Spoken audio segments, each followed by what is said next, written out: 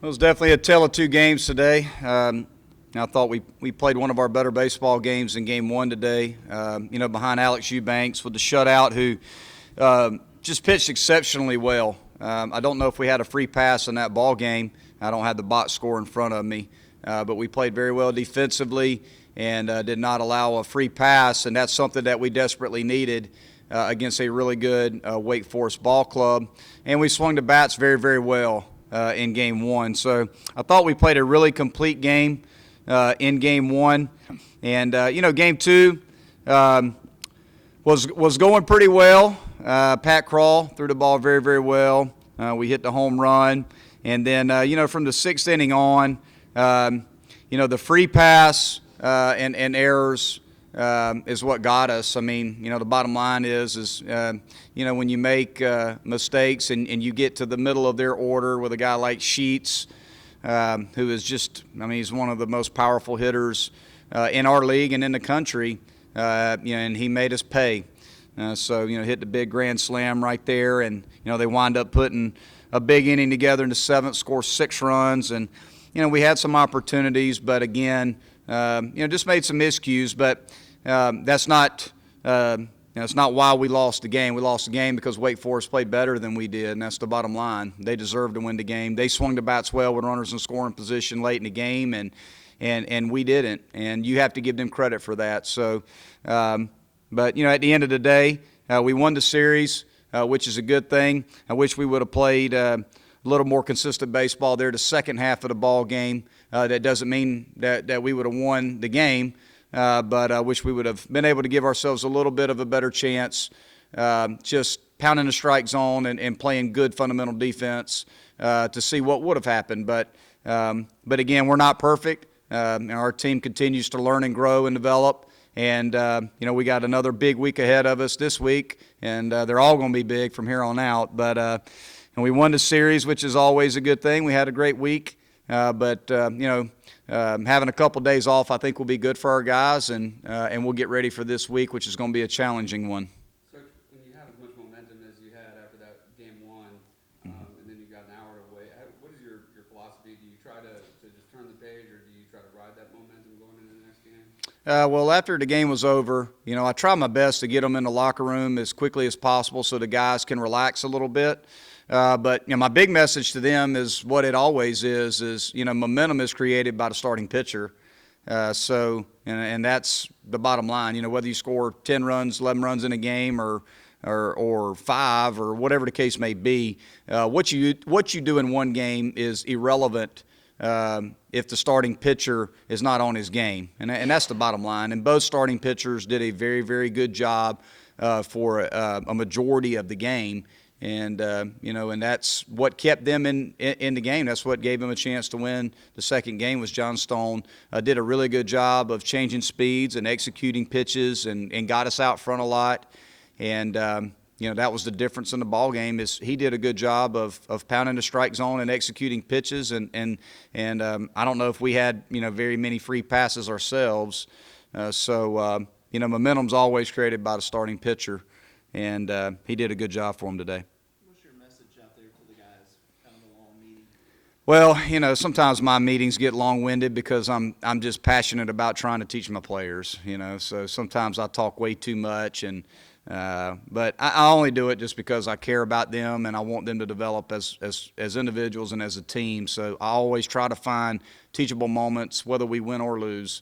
And there was just a number of things that I went over with the guys, just really kind of our fundamental beliefs and what we believe makes us successful, just offensive approaches, pitching and defensive approaches, more than anything, just the mental approach to the game. This was the first time. It's not an excuse. It's something that we need to learn from.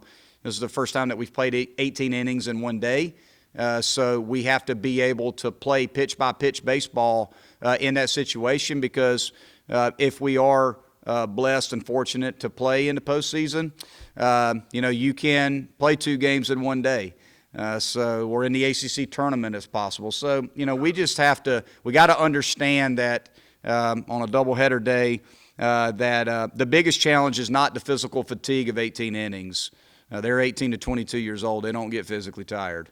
It's more about the mental fatigue of the game and being able to stay locked in and play pitch by pitch, even when you've won the series. That's a big challenge, but really good teams have to be able to do that. So that was really my message. It wasn't a negative message. It was just trying to make sure they understand where I'm coming from and what I believe is important to us as a team, and I think they understand that. Gilliam's been great all season long, but any concern at all with his performance last night and tonight? No, I'm not concerned. I mean, I think, again, it just boils down to, Riley has done an amazing job for us this year of throwing really, really good stuff, 93 to 94 mile-an-hour fastballs and a plus curveball in the strike zone. And, today, his stuff looked pretty good. He was just missing glove side with the fastball. I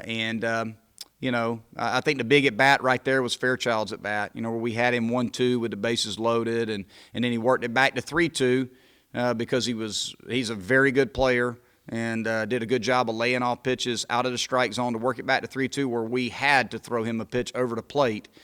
And he hit it. He did what good hitters do when they get a pitch over the plate. He smoked the ball at the middle. No, I'm not concerned. It's just something that Riley's got to learn from, and we're going to keep running him back out there. He's the best guy we got in the pen. Coach, was that as good as you've seen Eubanks, and what was the difference, I guess, from last week to this week? That was as good as I've seen him, and I think at first and foremost, Alex is a big-time makeup competitor. And he's just got tremendous makeup. He's a big-time competitor, and he's just one of those guys, I think, that he's just itching to get the ball. I guarantee you from his last start to this start that he could not wait to get back on the mound. That's the kind of young man he is when he's just, whether he has a good start or a tough start, and he's had a whole lot of good ones for us, he's always itching to get to baseball. And he's just a big-time competitor, and he just did a really good job of executing his fastball. I think, one of the reasons he struggled last weekend is he just didn't have quite as good a fastball command as he typically does.